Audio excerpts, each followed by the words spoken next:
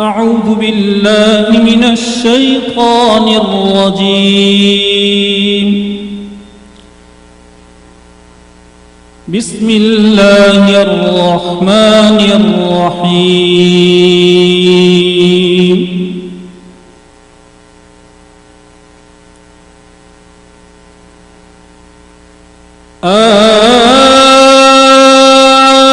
أنتم أشد خلقا من السماء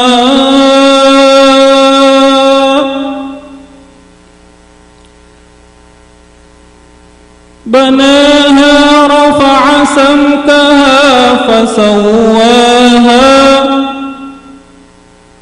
وأغطش ليلها وأخرج ضحاها والأرض بعد ذلك دحاها أخرج منها ماءها ومرعاها والجبال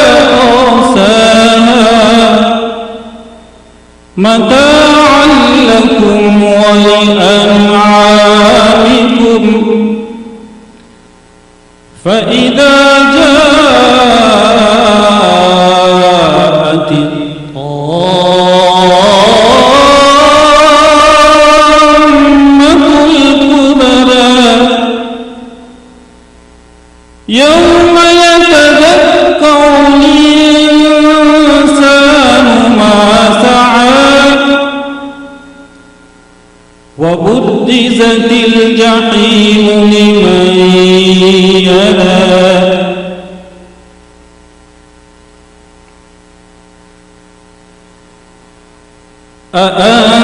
أأنتم أشد خلقا أم السماء بنيها رفع سمكها فسويها وأغطش ليلها وأخرج ضحيها والأرض بعد ذلك دحاها أخرج منها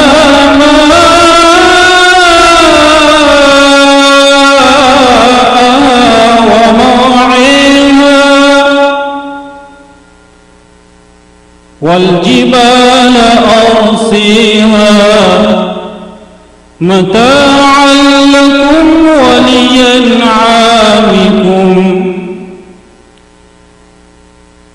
فإذا جاءت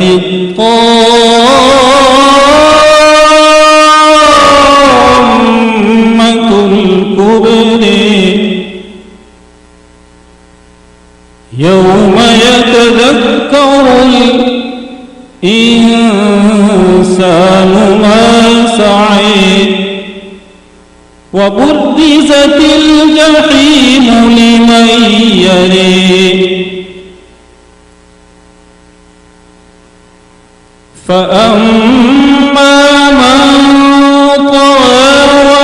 وآثر الحياة الدنيا فإن الجحيم هي المأوى وأما من خاف مقام ربه ونهى النفس عن الهوى فإن الجنة هي المأوى يسألونك عن الساعة أيان مرساها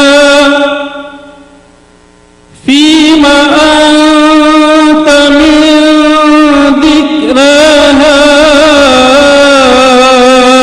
إلى ربك منتهاها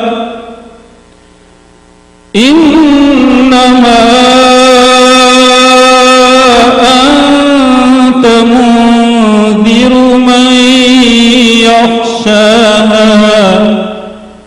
كأنهم يوم يرونها لم يلبثوا إلا عشية أو ضحاها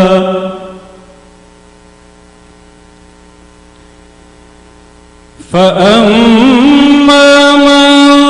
طغى وآثر الحياة الدنيا فإن الجحيم هي المأوى وأما من خاف مقام ربه ونهى النفس عن الهوى فإن الجنة هي المأوى يسألونك عن الساعة أيان مرسيها فيما أنت من ذكرها إلى ربك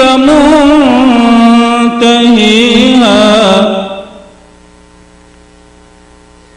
إنما أنت منذر من يخشيها كأنهم يوم يرونها لم يلبثوا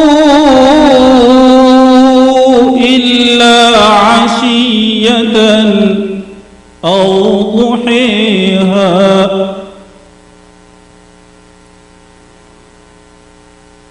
بسم الله الرحمن الرحيم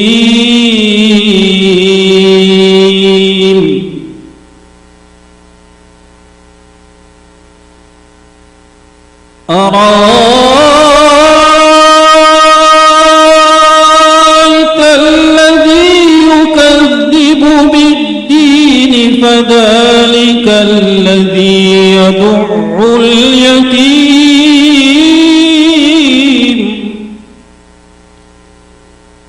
ولا يحض على طعام المسكين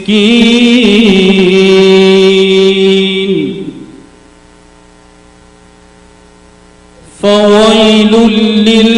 للمصلين الذين هم عن صلاتهم ساهون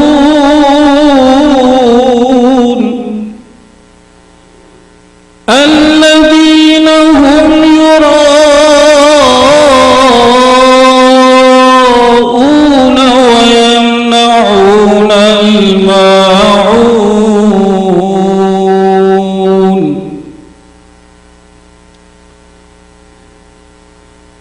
بسم الله الرحمن الرحيم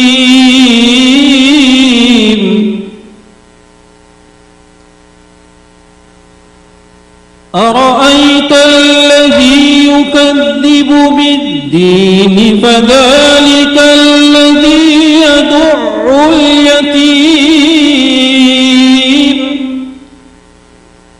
ولا يحض على طعام المسكين فويل للمصلين الذين هم عن صلاتهم ساهون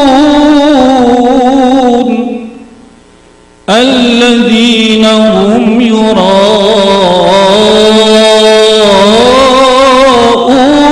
ويمنعون الماعون صدق الله